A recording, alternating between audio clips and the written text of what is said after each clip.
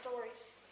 And most recently, she has taken to, when I read her a story or tell her a story, she takes her thumb out of her mouth just enough to ask one question. One question. She'll say, who can I be? Who can I be? In other words, she wants to be someone in the story, and in fact, she already knows who she wants to be. She wants to be the princess or the star of the book. So if I mention someone else, she'll just shake her head with her thumb in her mouth until I get it right. And yes, that's who she wants to be. As God's children, we ask the same thing. God, who can I be? Who can I be? What do you have planned for me? Who did you create me to be? I want to be what you want me to be. And so as Christians, that's what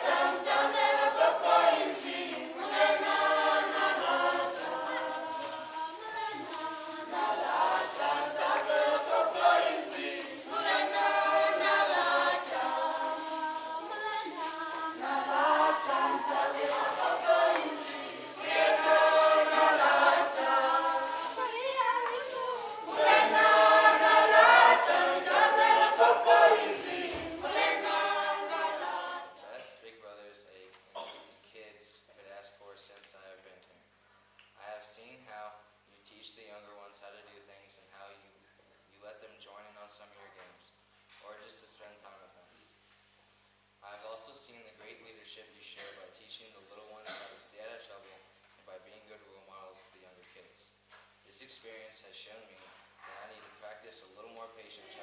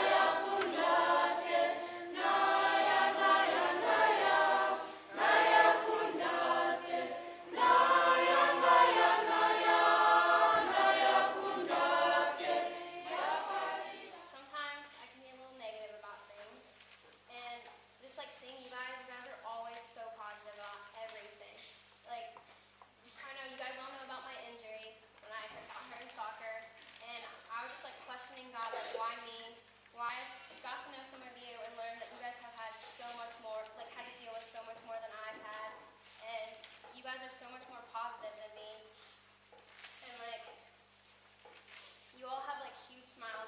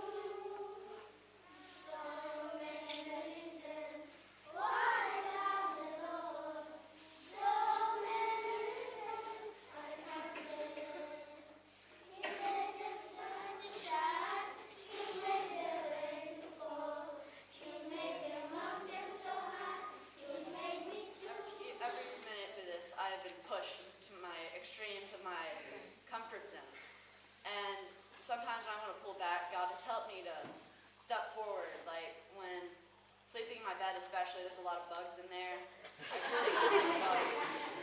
It's true. And I just slept through here because I knew that if I didn't, then I would just be a mess all through the day. I wouldn't be able to help you guys or work digging. And God has really pushed me to help you because that's what He wants me to be. Really good helper.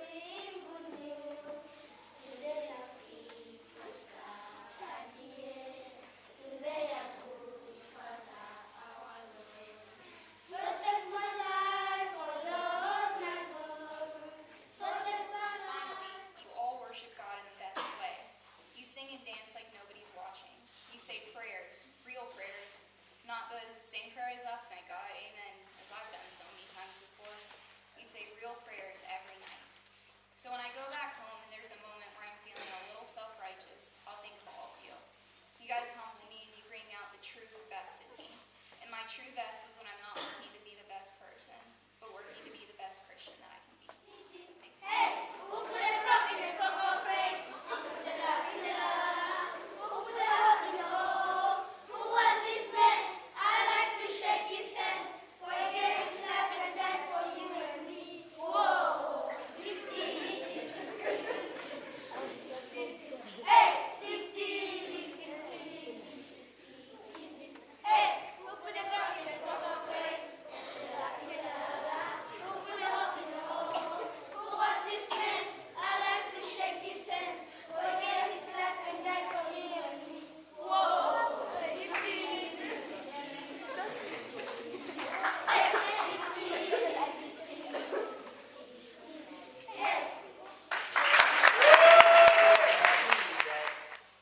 It's not that we come here, just to serve, but it's almost kind of a mutual thing.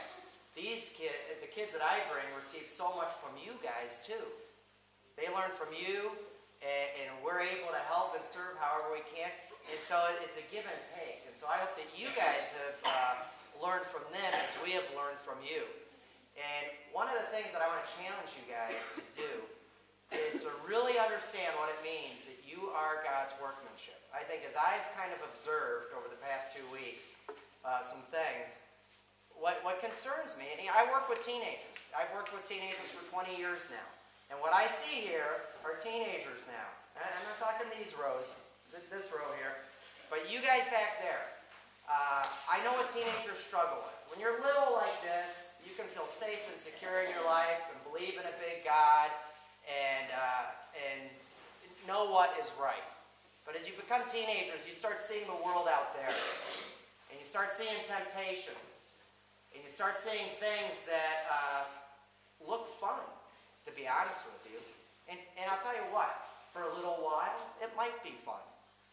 But the fact is, there's a world out there that is steeped in sin.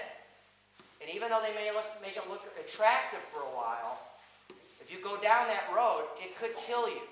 And I don't mean just kill like physical death. I mean it could kill relationships. It could kill your relationship with God.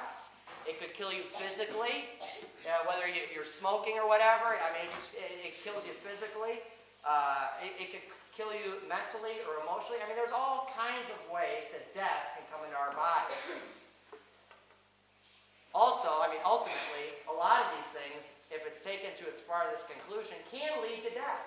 There's people out there that die of alcohol, die of drugs, die of using God's gift of sex in the wrong way.